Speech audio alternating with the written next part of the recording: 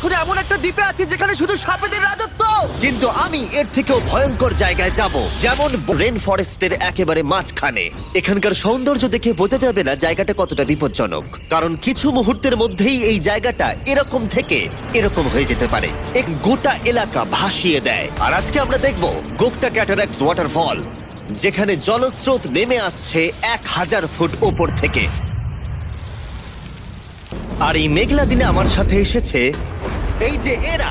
এ হলো হেজ, 70 দিন জঙ্গলে কাটিয়েছিল।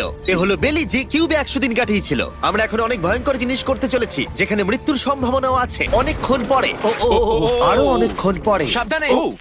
সব থেকে পিচ্ছিল জায়গায় ট্রেক করা, বিশাল খাড়া জায়গায় যাওয়া যেখানে এখনো মানুষের পা পড়েনি।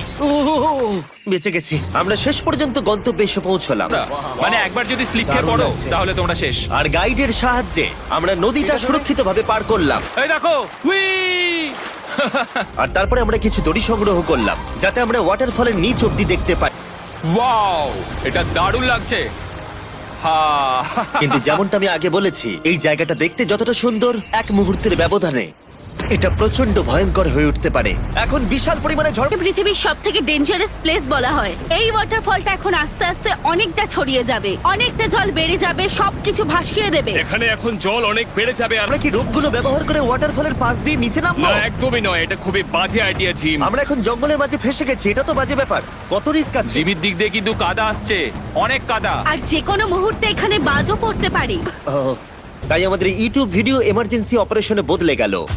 আমাকে মরতে দিও না। আর অনেকক্ষণ পরে জল আর কাদার বন্যায় ট্রেকিং করে আমরা এই পাহাড় থেকে প্রাণে বেঁচে ফিরলাম। এখন আমরা পৃথিবীর সব থেকে মারাত্মক জায়গায় যেতে চলেছি। আমাদের লিস্টে পৃথিবীর ভয়ঙ্করতম জায়গার মধ্যে 1 নম্বর। আর এই এসেছি পৃথিবীর সব থেকে বিপজ্জনক আইল্যান্ডে। কেন এমন আইল্যান্ডে আছি যেখানে কিলিং মেশিন ভর্তি? মনে হয় আমরা মরবো। Bye bye. এখন থেকে অফিসিয়ালি আমরা কাল অবধি আছি।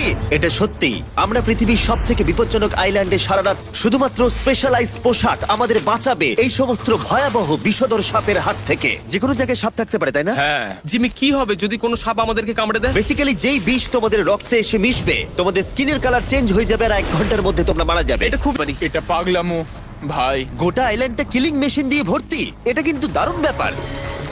ওপর থেকে কিন্তু দারুণ লাগছে জায়গাটা। তুমি এখান থেকে পড়ে গেলে কিন্তু মরে যাবে। হ্যাঁ, সেটা আমি কিন্তু মাটিতে বসবাসকারী প্রাণীদের সাপগুলো মারার পরে ওরা এখন গাছের পাখিদের শিকার করে, কারণ এখন ওরাই একমাত্র জীবিত শিকার। এখন আমরা অফিসিয়ালি জঙ্গলে প্রবেশ করছি। যে কোনো মুহূর্তে সাপ গাছ থেকে লাফ দিয়ে আমাদেরকে কামড়াতে হয়েছে। এটা পাগলামো ভাই।